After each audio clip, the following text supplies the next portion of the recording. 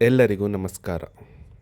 ನೀವೇನಾದರೂ ಸಾಂಪ್ರದಾಯಿಕ ಸಿಹಿ ತಿಂಡಿಗಳಿಗೆ ಹೊಸ ಟ್ವಿಸ್ಟ್ ಕೊಡಲು ಇಷ್ಟಪಡುವುದಾದರೆ ಇವತ್ತಿನ ರೆಸಿಪಿ ಖಂಡಿತ ನಿಮಗಾಗಿ. ಇವತ್ತು ನಾವು ಮಾವಿನ ಹಣ್ಣಿನ ಸೀಸನ್ನಲ್ಲಿ ಮಾಡಲೇಬೇಕಾದ ಒಂದು ಅದ್ಭುತವಾದ ಸಿಹಿ ತಿಂಡಿ ಮಾವಿನ ಹಣ್ಣಿನ ಹೋಳಿಗೆ ಮಾಡುವುದನ್ನು ಕಲಿಯೋಣ. ಮೊದಲು ಗ್ಯಾಸ್ ಮೇಲೆ ಒಂದು ಪಾತ್ರೆ ಅಥವಾ ಬಾಣಲೆ ಇಟ್ಟು ಸ್ವಲ್ಪ ರವೆ, ಅದಕ್ಕೆ ಸ್ವಲ್ಪ ತುಪ್ಪ ಹಾಕಿ ಚೆನ್ನಾಗಿ ಮಿಕ್ಸ್ ಮಾಡಿ. ಚೆನ್ನಾಗಿ ಮಿಕ್ಸ್ ಆದ ನಂತರ ತುರಿದ ಒಣ ಕೊಬ್ಬರಿಯನ್ನು ಸೇರಿಸಿ ಕೊಬ್ಬರಿ ಘಮ ಬರುವವರೆಗೂ ಮತ್ತು ಹಗುರವಾಗಿ ಬಣ್ಣ ಬದಲಾಗುವವರೆಗೂ ಸ್ವಲ್ಪ ಸಮಯ ಚೆನ್ನಾಗಿ ಕೈಯಾಡಿಸುತ್ತಾ ಹುರಿಯಿರಿ. ಈಗ ಅದಕ್ಕೆ ಸಕ್ಕರೆ ಹಾಕಿ ಸಕ್ಕರೆಯು ಕೊಬ್ಬರಿಯೊಂದಿಗೆ ಚೆನ್ನಾಗಿ ಬೆರೆಯುವಂತೆ ಸ್ವಲ್ಪ ಸಮಯ ಕೈಯಾಡಿಸಿ.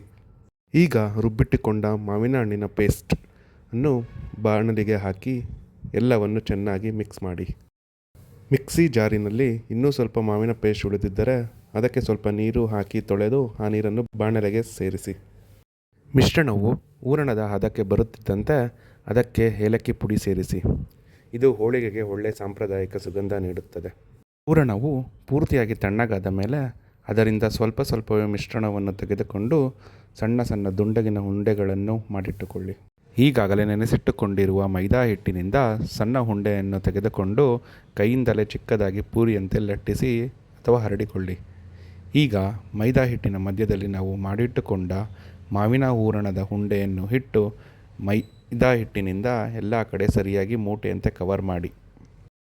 ಈಗ ಈ ಹೂರಣ ತುಂಬಿದ ಉಂಡೆಗೆ ಸ್ವಲ್ಪ ಎಣ್ಣೆ ಅಥವಾ ಹಿಟ್ಟು ಸವರಿ ಕೈಯಿಂದಲೇ ಲಘುವಾಗಿ ಒತ್ತುತ್ತಾ ದುಂಡಗಿನ ಸರ್ಕ್ಯುಲರ್ ಶೇಪ್ ಹೋಳಿಗೆಯನ್ನು ತಟ್ಟಿಕೊಳ್ಳಿ.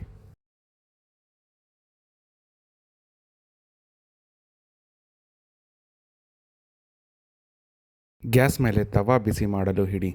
ತವಾ ಬಿಸಿಯಾದ ಮೇಲೆ ತಟ್ಟಿದ ಹೋಳಿಗೆಯನ್ನು ಅದರ ಮೇಲೆ ಹಾಕಿ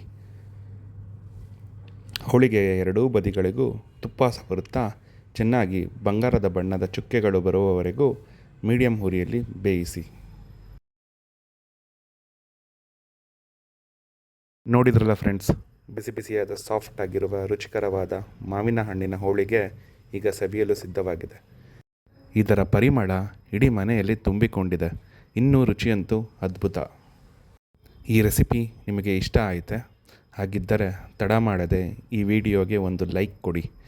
ಇದೇ ರೀತಿಯ ಮತ್ತಷ್ಟು ಸುಲಭ ಮತ್ತು ರುಚಿಕರವಾದ ಅಡುಗೆಗಳಿಗಾಗಿ ನಮ್ಮ ಚಾನಲ್ಗೆ ಈಗಲೇ ಸಬ್ಸ್ಕ್ರೈಬ್ ಮಾಡಿ ಹಾಗೂ ಪಕ್ಕದಲ್ಲೇ ಇರುವ ಬೆಲ್ ಐಕನ್ ಕ್ಲಿಕ್ ಮಾಡಲು ಮರೆಯಬೇಡಿ. ನೀವು ಕೂಡ ಮಾವಿನ ಹಣ್ಣಿನ ಹೋಳಿಗೆಯನ್ನು ಮನೆಯಲ್ಲಿ ಟ್ರೈ ಮಾಡಿ ಅದು ಹೇಗೆ ಬಂದಿತ್ತು ಅಂತ ಕೆಳಗೆ ಕಮೆಂಟ್ ಮೂಲಕ ತಿಳಿಸಿ.